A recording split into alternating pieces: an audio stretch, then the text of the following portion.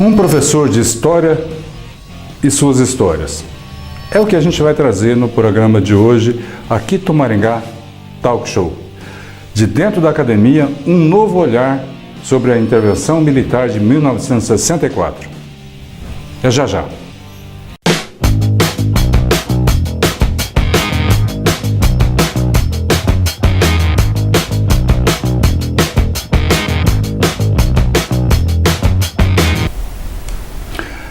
Aqui à minha direita, ou à sua esquerda, para quem está nos vendo, eu estou com o professor Itamar Flávio da Silveira, professor da cadeira de História da Universidade Estadual de Maringá, que tem ganhado uma notabilidade, uma visibilidade até bastante grande, até a nível nacional, com um material inusitado sobre alguns aspectos.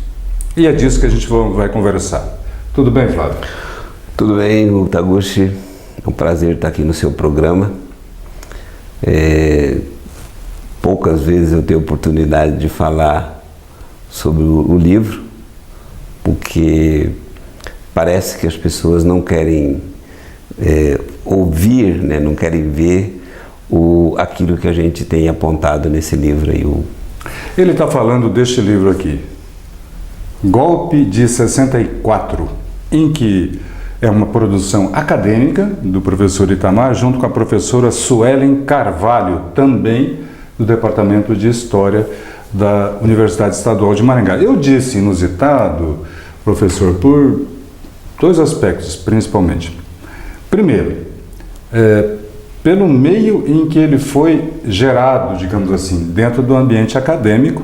Quando é voz comum, hoje a rede social, né, nós vamos alcançar o Brasil inteiro com isso, quase que no Brasil inteiro, a gente tem a percepção de que este meio acadêmico é dominado pelas vozes da esquerda. Eu disse vozes porque eu tive a oportunidade de trabalhar na UEM um certo período como engenheiro temporário lá e conhecer alguma coisa mais de dentro, né, da instituição. E tem gente lá de filosofia liberal. Não são todos que são de filosofia de esquerda, do socialismo, né? Então, por isso eu digo vozes, né? Algumas vozes que são as mais estridentes, as mais atuantes, né?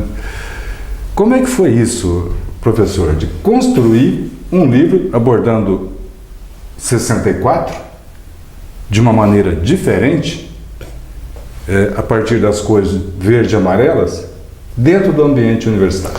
Bom, primeiro, Taguchi, devo confessar, né, que eu já tive os meus pecados, né, já cometi os meus pecados também, já fui militante do Partido Comunista Brasileiro, do PCB, aqui inclusive em Maringá. Ah, por isso você tem aquele carro vermelho? Fui inclusive quadro de direção, né, fui de tesoureiro do partido aqui e tal. E eu fui, na época, quem mais filiou pessoas ao PCB. Eu fiz 32 filiações, né?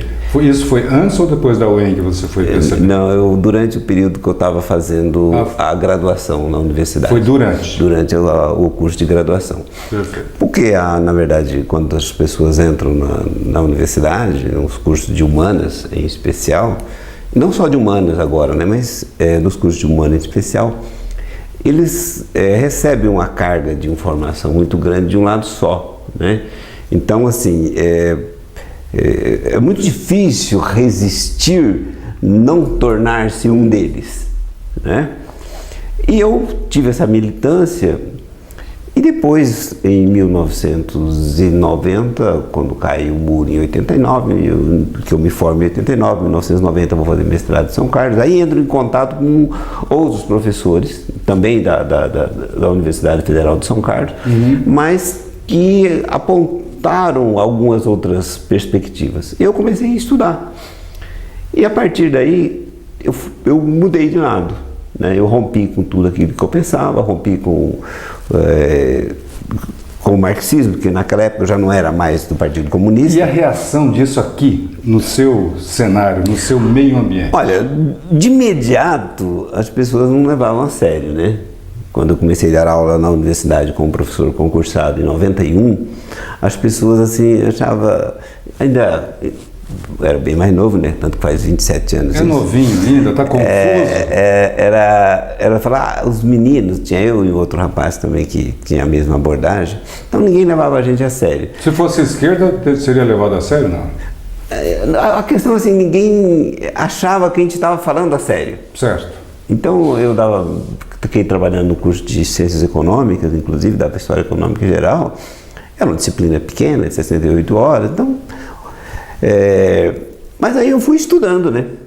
Eu fui aprimorando, porque primeiro a gente se torna, no meu caso, primeiro nós me tornei, né, o chamado liberal clássico, né? Na linhagem de Adam Smith, Frederic Bastiat, né? Por aí. Aí depois, ao longo dos anos trabalhando na universidade, a gente foi estudando. Fiz inclusive um projeto de pesquisa que abordava a ruptura institucional de 64, fiz o relatório certinho, bonitinho, entreguei. Certo. E aí sobrou muito material. E aí eu convidei a professora Suelen Carvalho para que juntos fizéssemos um livro tratando dessa temática do regime militar, mostrando aquilo que os outros livros dos meios acadêmicos não mostram. Eu acho, só concluindo essa parte, assim, eu acho que era um dever meu, era uma obrigação. Enquanto professor, enquanto cidadão. Né? Até porque eu levei muita gente para o outro lado, eu levei muita gente para a esquerda, né?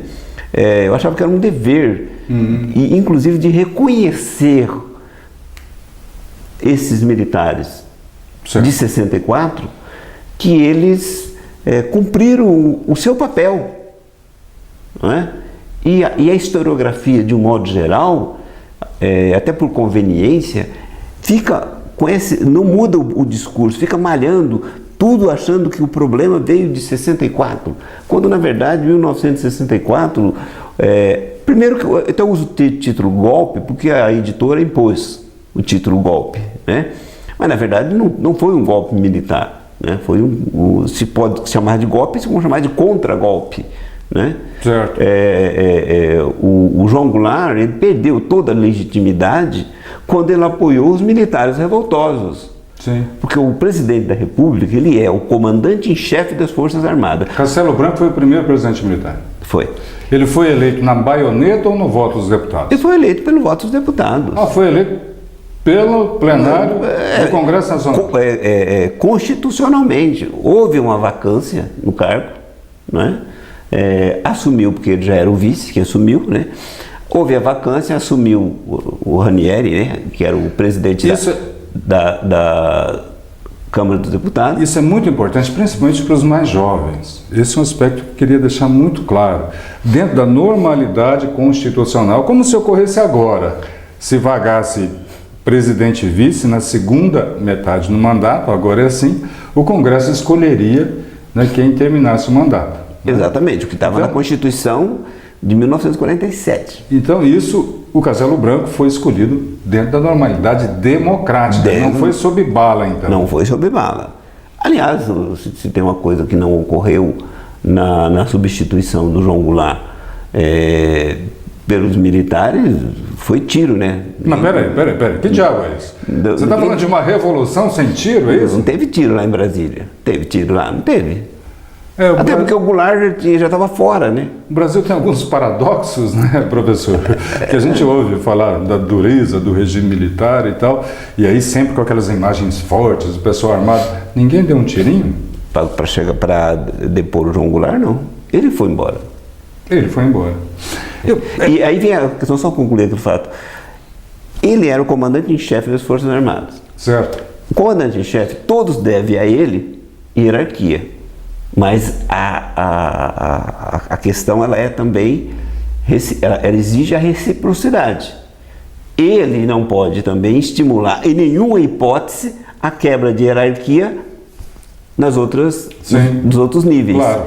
E ao apoiar, né, a quebra da hierarquia dos sargentos, cabos e todos aqueles revoltosos, ele perdeu legitimidade, né?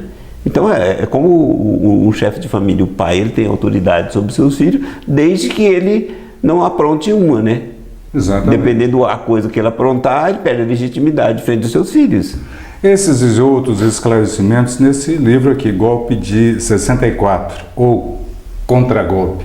Agora, um pano de fundo aí, que eu acho também um outro paradoxo, professor, e aqui está falando um leitor atento, mas de conhecimento raso, não acadêmico como o seu, de linha capitalista, que é o meu pensar pessoal.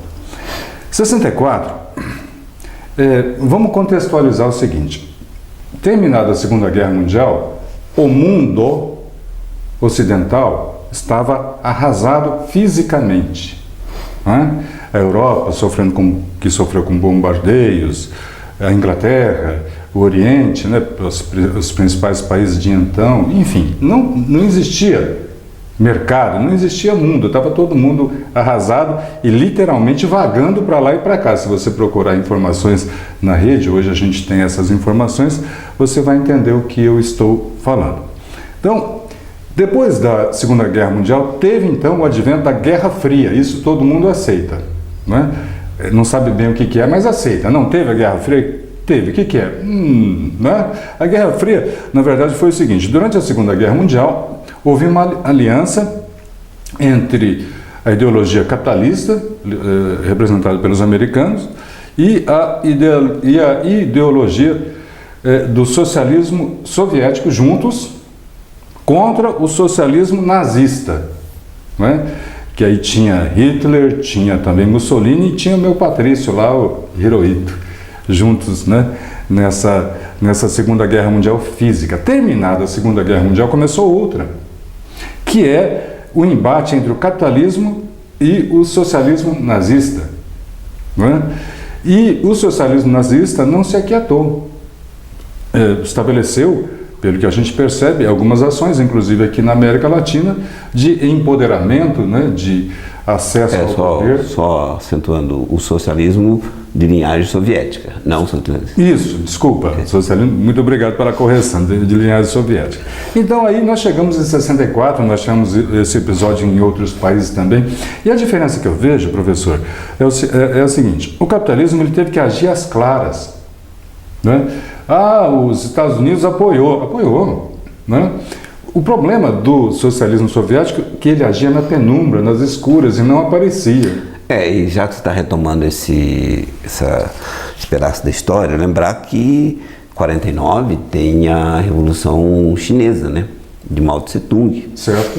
E a partir daí você tem, digamos assim, uma boa parte do planeta, uma boa parte da população sob o domínio dos comunistas e com os serviços secretos, por exemplo, como a eficiente KGB, né?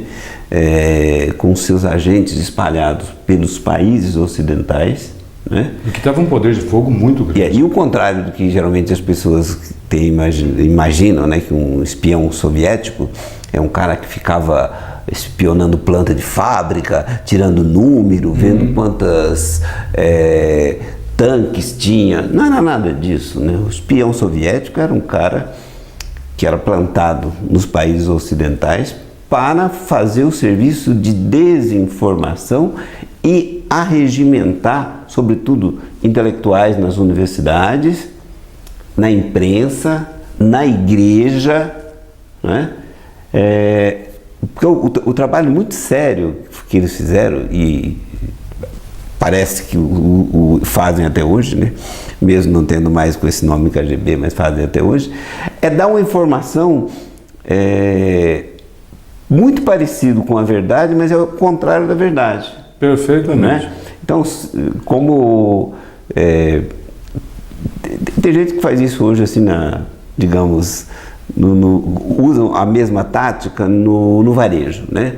Então o cara quer falar mal de alguém, ele elogia o cara, mas o cara é legal, é muito bom, nossa, é bem-humorado, tal. Aí no final ele fala assim, mas ele só tinha um defeitinho, né? Tem um problema. Mas aquele probleminha é um problemão, né? Essa era a atuação dos agentes. Tem um probleminha, ele matou a mãe. Ele matou a mãe, né? O probleminha, ele é cleptomaníaco, é um probleminha, né? Então, isso que desmoralizou, né, as instituições ocidentais e abriu brecha para os comunistas. Em todos os campos. É mais ou menos uma coisa que até se ficou conhecido depois agora por nem, né? Quando o cara fala assim, eu não concordo com isso nem com aquilo. Opa, peraí. Esse nem tem um lado, né? Porque às vezes as pessoas comparam duas coisas diferentes e não gostam de nenhuma das duas, mas e se você tiver que decidir com quem? Não fico nem com o único. Não é assim, né? Inclusive na política, né? Sim. A política, eu sempre gosto de usar uma metáfora, né? A política, quando chega às eleições, é como uma marmitex. Não é um restaurante à la carte ou de um buffet, né? Não tem todas as escolhas. Não, você abriu, tá ali. Ou você come, ou você não come. Né? Política é assim, e aí a postura sobre as vertentes também é assim, né? Então, quando a gente observa essa atuação terrível que teve a KGB, e aí ela conseguiu fazer, porque uma coisa que ela não precisou muito esforço, na medida que os intelectuais, isso vem de longa data, mas principalmente a partir do finalizando a Segunda Guerra Mundial, o socialismo soviético, inclusive, ele ganhou a batalha cultural. Os intelectuais, primeiros intelectuais franceses, né, e intelectuais americanos, a chamada Escola de Frankfurt, que é o chamado marxismo cultural, sai da Alemanha, né, e vai, já na década de 30, e vai para os Estados Unidos ensinar nas melhores universidades. Sim. Esse contexto que eu queria colocar, professor. Deixa eu trazer uma história aqui, que para mim é deliciosa e é um fato. Um repórter de um grande jornal de São Paulo, é um dos dois, ou é Folha ou é Estadão, não me lembro, foi entrevistar aqui no Brasil um combatente da Segunda Guerra Mundial, um japonês, né? E ele pergunta para o cidadão, como é que o senhor vê, né, o Japão derrotado, o Japão que tinha lá um imperialismo muito forte? Ele olhou para o repórter e falou assim, que marca que é a tua câmera? Que marca que é o teu gravador? Provavelmente naquela época Sony, Fuji. E falou para o repórter, nós não perdemos a guerra. Nós não perdemos a guerra. E aí que eu queria chegar no teu livro, professor. Como eu disse, eu sou um leitor atento. Dentro de academia, dentro de universidades, eu não conheço outra obra que não seja essa, que dá essa perspectiva verde, amarela na questão de 64. Só que a história, né, que dizem ser contada pelos vencedores, não é, em virtude justamente disso que você colocou. A parte intelectual, ela foi seduzida pela esquerda e conta a versão da esquerda. É mais ou menos isso, né, professor? Exatamente. O regime de 64, os militares, eles estavam preparados para fazer a guerra. E a guerra no campo de batalha. Enfrentaram os guerrilheiros. Muito importante contextualizar que é na terceira lei de Newton, né? É uma ação e uma reação. Eles estavam preparados para fazer a contra-guerra, porque já existia uma guerra dos guerrilheiros instalada, né? Soltando bomba, então, sequestrando avião, né? E tem uma série de crimes cometidos por essas pessoas, né? Mas, crimes impunes até hoje. E muitos premiados, né? Muitos premiados, inclusive recebendo dinheiro, do contribuinte. Autoexilados foram para Paris. É engraçado, a esquerda, quando se exila, ele não vai para Cuba, vai para Paris. Exatamente. Interessante. Então, os militares venceram a guerrilha, mas simultaneamente, até porque eles não eram preparados para isso, até porque os militares não são preparados para isso, né? Para marketing, para propaganda? Não só, mas precisa ter formação intelectual, né? Certo. Ou seja, um cara que chega a um posto alto na hierarquia militar, ele não tem que ser só um homem de combate, né? Ou pelo menos ele teria que ter uma parte desses oficiais preparado no campo da formação intelectual, né? Então, as universidades ficaram todas na mão da esquerda, os meios de comunicação, as artes, né? E inclusive o clero católico. Então, parcela do clero ou todo o clero? Parcela, né? Mas uma parcela mais significativa, mais atuante nesse campo. Mais atuante, inclusive Dom Helder Câmara, né? Foi o grande, uma expressão muito forte, né? E aí depois veio junto também a chamada teologia da libertação, que dominou, e segundo os meus amigos católicos, eu não sou católico, mas meus amigos católicos, hoje, inclusive 2018, a maioria dos padres comungam com a teologia da libertação, tanto que está tendo algum movimento de reação aí, mas aí cabe a um católico responder, não a mim. Mas o que eu quero dizer é o seguinte, que a esquerda ela ganhou, ela perdeu, eles foram os perdedores na guerrilha, mas eles ganharam o campo na batalha cultural, seguiram exatamente os manuais do chamado marxismo cultural da escola de Frankfurt. E ganhou não só aqui, ganhou inclusive nos Estados Unidos. Quando você pega a Hillary Clinton, né, que quase ganhou a eleição, passou perto, Bill Clinton, que teve 8 anos de mandato, né, só para citar esses dois nomes mais conhecidos, eles comungam todos com o pensamento da esquerda americana, que é sofisticadíssima, como Saul Alinsky, né, que escreveu aquele livro lá, Regras para Radicais. A Hillary Clinton fez uma tese de doutorado enaltecendo esse cara. Então, assim, a esquerda ela é muito eficiente, muito organizada, eficiente no marketing, né? Ela transforma uma mentira em uma verdade incontestável. Você sabe que recentemente há diversos exemplos, diversos. E aí eu vou falar desse porque talvez você que esteja nos assistindo contextualize. Uma coisa que me impressionou muito, e é uma coisa que está viva, por isso que eu quero usar esse exemplo aqui, foi o tal do Lula livre. Né, um trocadilho com Lula Live, né, alguma coisa assim, muito bem bolada, muito inteligente. Né? Em 3 dias, não mais que isso, professor, isso estava no Brasil inteiro, a mesma figura, a mesma frase, ditas em todos os cantos e onde era possível, escrita em muros, dá uma capacidade de organização da esquerda. Ela é infinitamente maior do que dos capitalistas, né, vamos chamar capitalistas, né? Até porque os capitalistas não têm capacidade organizacional, né, para desenvolvimento das suas ideias, né, dos seus ideais, dos seus intelectuais. É realmente um deserto. Por isso que este é o único livro verde e amarelo sobre 64.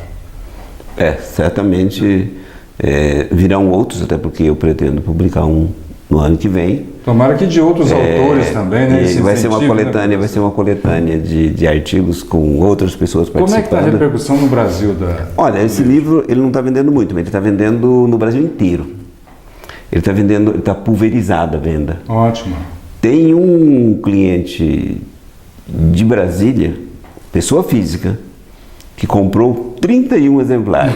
Nossa, ele comprou um exemplar na livraria, leu, aí ele entrou em contato comigo, que eu também faço a venda direta, né? E eu repassei para ele, até repassei, não vou dizer o preço, mas repassei o preço de custo. E ele repassou para amigos, parentes, 30 exemplares. Para quem estiver interessado, como é que acessa o livro? Como é que se adquire? Olha, Facebook, Instagram, ele tem a venda nas grandes redes. Aqui, inclusive, em Maringá tem na livraria Curitiba, mas ele tem no site recentemente estava até em oferta na Saraiva, né? Então, Livraria Cultura, Saraiva, todas as grandes redes, eu não lembro de todas agora, né? Mas Martins Fontes, todas as grandes redes têm a venda online. E uma boa parte E aqueles que por acaso entrar em contato comigo, eu também faço venda direta, né? Inclusive, eu diretamente já vendi 300 exemplares do livro, né? Só que a editora me passou para eu fazer venda direta nos lançamentos, né? Então, assim, está vendendo bem. No lançamento aqui em Maringá, o polêmico lançamento que eu tive que contratar 6 seguranças, porque... Como é que é isso? Eu não fiquei sabendo. 6 seguranças? Eu contratei 6 seguranças, porque a militância... Um para cada petista que foi lá, não? Não sei quantos foram, mas eu tinha ameaça, né? Eu recebi as ameaças. Eles são bons de ameaçar. Inclusive nas redes sociais, ameaçando que não ia deixar a gente falar. E aí eles até não tumultuaram, porque chegaram lá, tinha um público mais ou menos umas 120 pessoas, e o público era grande, e além dos 6 seguranças que eu contratei, porque dentro do shopping só o segurança do shopping. Aí falei, mas e aqui dentro? Tem ali segurança? Não, nós não temos segurança. Aí eu contratei 6 seguranças para impedir qualquer tumulto, e funcionou, né? Eu fiz uma palestrinha, a Suelen também, e aí tivemos discussão com os presentes e tal, foi muito legal. Então, esses eventos que a gente participa, então a gente tem vendido nesses eventos, né? A gente estava conversando aqui. Eu não sei que arranjo econômico poderia ser feito. Eu tenho um pensamento, pode ser um outro. Mas no aspecto econômico, professor, 64. A gente sabe que houve um plano de recuperação da economia mundial, a gente já falou isso hoje, que foi o plano Marshall logo depois da Segunda Guerra Mundial. Por quê? O único parque industrial que sobreviveu fisicamente à guerra foi o americano. Só que não adiantava eles produzir nada porque não tinha para quem vender, né? A Alemanha, a Inglaterra, Japão, todos arrasados, enfim, né? Então houve um plano de economia de recuperação mundial. Nesse contexto, nesse cenário, nós tivemos 2 países, Alemanha e Japão, que saíram da miséria absoluta, abaixo do Brasil naquela época, para o senhor ter uma ideia, para o topo do mundo, em menos de 2 décadas. Né? Só te contrariando aí um detalhe, o plano Marshall não foi importante para a recuperação da Alemanha. A Alemanha foi quem menos recebeu dinheiro. A Alemanha, ela ficou, a Alemanha Ocidental, ocupada por 3 forças militares estrangeiras. A Ocidental? Inglaterra, França e Estados Unidos. Certo. As leis feitas na Alemanha, e acho que isso é um exemplo muito bom, eu quando trabalho na minha disciplina, no curso de História, eu focalizo bem isso. As leis foram feitas ao gosto dos estrangeiros, por isso enriqueceu. Aqui nós fazemos o contrário, né? Cada candidato que apresenta na televisão, você vai perceber lá, cada um quer ser mais nacionalista, cada um tem essa bobagem de que o Estado vai fazer o desenvolvimento. Eu vou fazer isso, eu vou fazer aquilo. Quer dizer, né? O reinício do Japão, por exemplo, ele foi governado por MacArthur, né? MacArthur, né? Que se chama de MacArthur, né? Ele foi governado por um americano. Com certeza. Né? Por isso deu certo. As leis no Japão, elas foram feitas também pelos americanos. A Constituição, quem escreveu foram os americanos. Então, ela é antinacional e por isso desenvolveu muito, né? Mas... eu te cortei. Esse pormenor eu não sabia realmente, né? Um bate-papo enriquecedor. Mas, sem dúvida nenhuma, o ambiente econômico que tomou, né, o mundo naquela época serviu de cenário para o desenvolvimento dessas economias com esse fator externo, acredito. E, infelizmente, o Brasil não navegou nessa onda. Né? Ao final da Segunda Guerra Mundial, o nosso país era mais rico que a Alemanha e o Japão, mais sólido economicamente. E nós não aproveitamos. 64, já aí 20 anos depois da Segunda Guerra, ainda houve uma preocupação republicana, quando eu digo republicana, é com o país, que aí houveram investimentos em infraestrutura, em logística, aqui no país, que eu acho que é o papel do Estado, né, de fazer estradas, hidrelétricas também entendo como uma coisa estratégica, que foi no período militar, e é inegável isso. Né, as estradas, as hidrelétricas que foram feitas recentemente, a sorte do país é que não cresceu, porque não tinha energia para suportar o crescimento, porque depois daquilo foi feito muito pouco em investimento, né, no setor de infraestrutura do país. E 20 anos depois, então, a presença de um governo sério no caso do Brasil, militar, intervenção militar, promoveu o Brasil, que era a 40ª economia do mundo, se não me engano, foi para entre as 10, 12 maiores economias do mundo, né, durante o regime militar.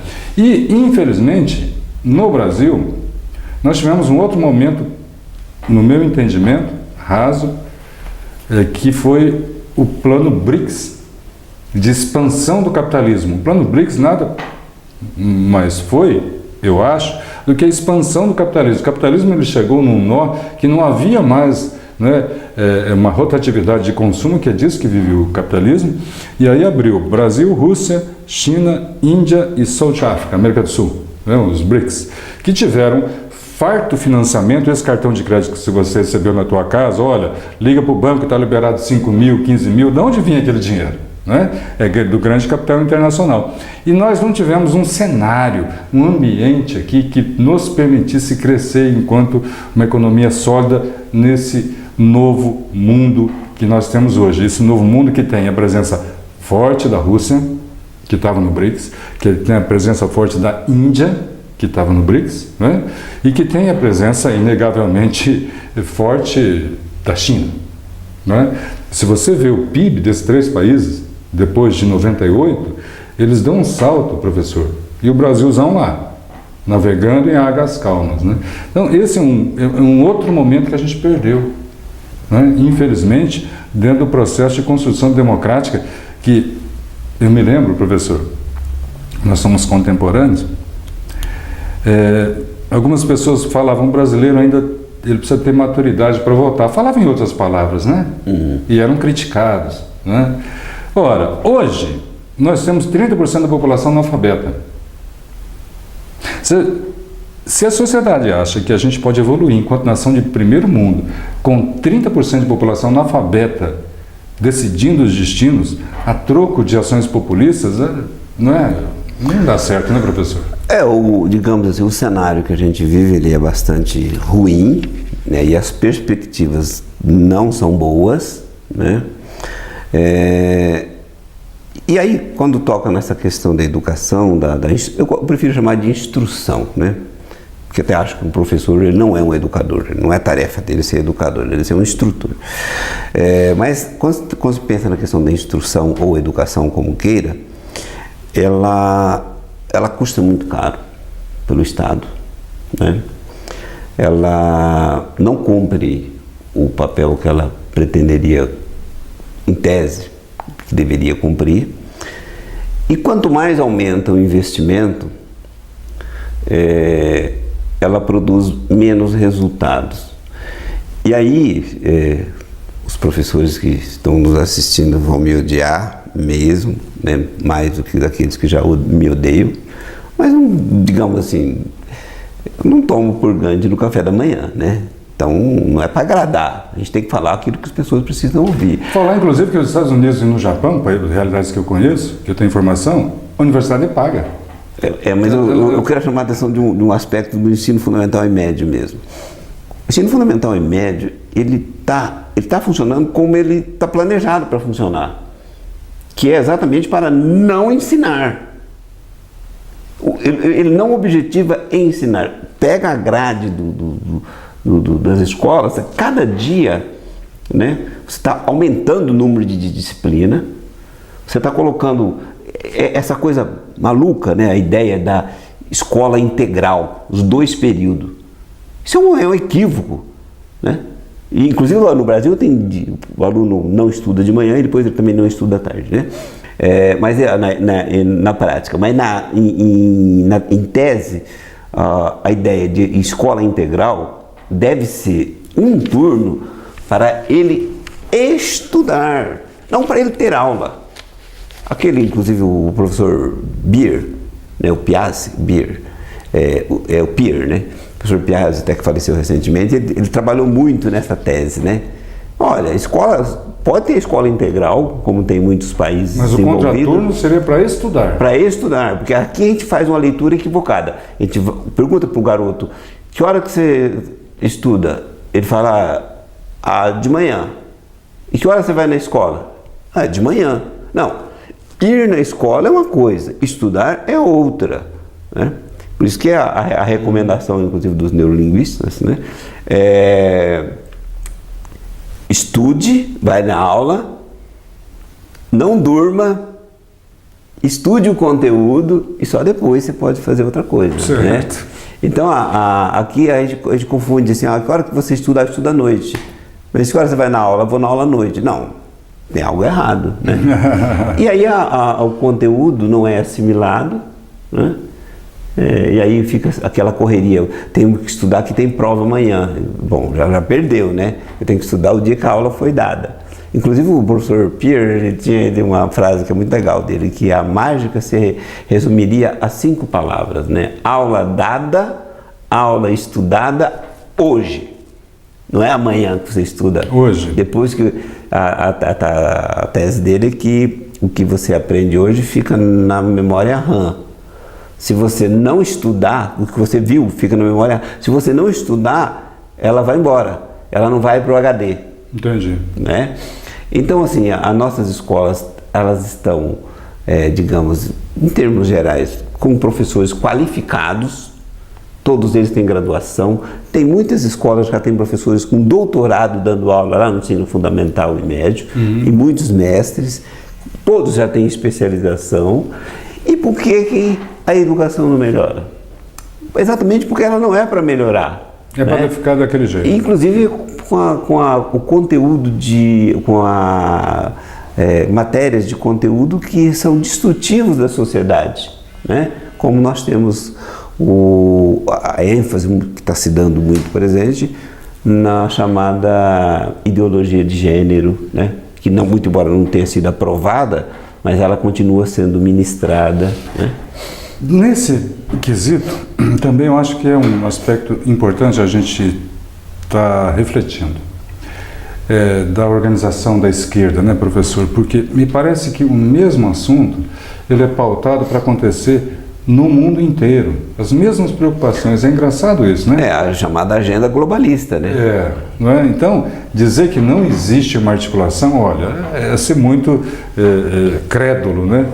E eu estava lembrando aqui, vou aproveitar do fato de a gente ser contemporâneo, Itamar. Já estou chamando de Itamar, já. Comecei a chamar de professor.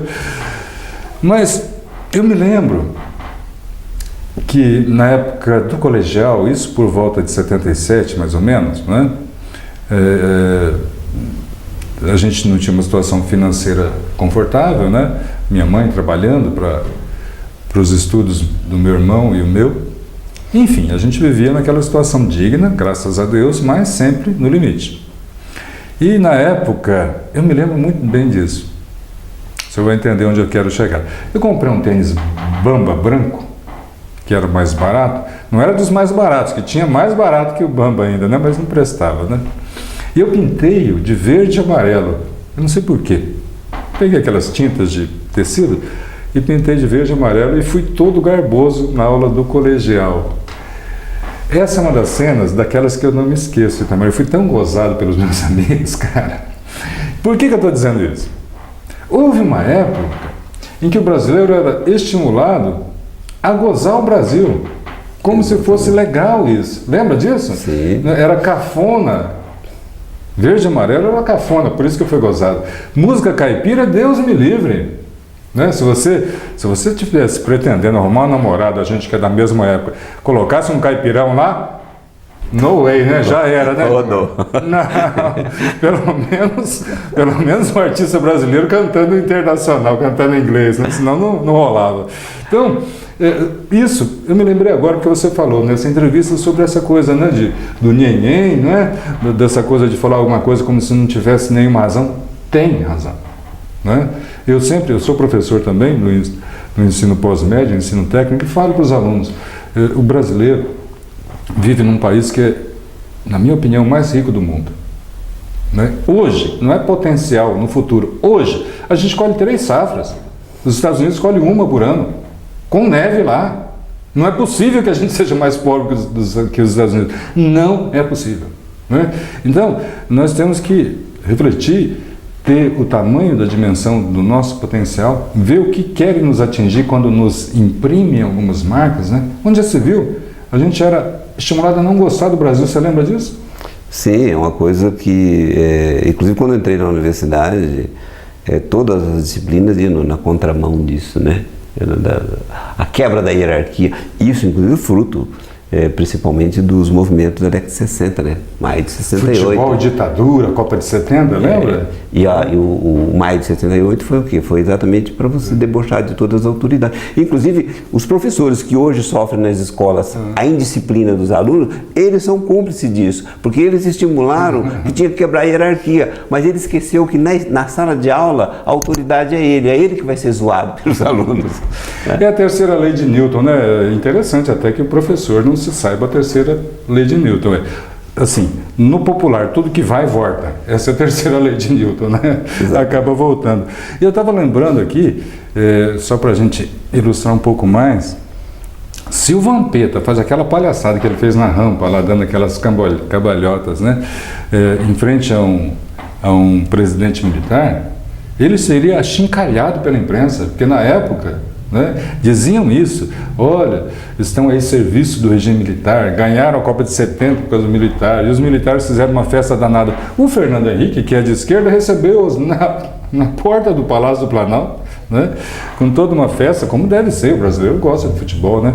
Eu gosto, apesar do 5-1 do Santos. Mas é um esporte que a gente aprecia e gosta muito. Professor Itamar, nós estamos aqui já com meia hora de programa, e é um assunto bastante interessante. Você estava falando aí, eu já imaginei assuntos para outras pautas e espero tê-lo aqui. Eu gostaria de deixar os nossos telespectadores com você para a sua mensagem final desse programa Aqui Maringá Talk Show. Bom, eu primeiramente agradeço ao seu convite, estou à disposição, né? Agradeço a paciência dos telespectadores que estão acompanhando, né? E pegar o livro aqui de volta, né? Quem quiser adquirir o livro, Golpe de 64, os livros de história não contaram, né? Tem em todas as redes das grandes livrarias. Se entrar em contato comigo também pelo Facebook, pelo WhatsApp, a gente providencia a venda também, né? Mas para ter comodidade, entra em contato com as grandes livrarias que você adquire. E eu acho que é importante, não é para mim enquanto autor, mas é importante para o Brasil, né? Essa frase, só para fechar, nós fizemos, eu e a professora Sueli, fizemos esse livro e eu me senti nessa obrigação, é uma contribuição ao Brasil, ou seja, é um período em que precisa ser revisitado. E por isso eu estou prometendo para o ano que vem um outro exemplar mais apimentado e com outros aspectos que a sociedade brasileira precisa saber, porque ela foi desinformada nas últimas décadas sobre a ruptura de 64. Para o ano que vem, então, quem sabe o contragolpe de 64.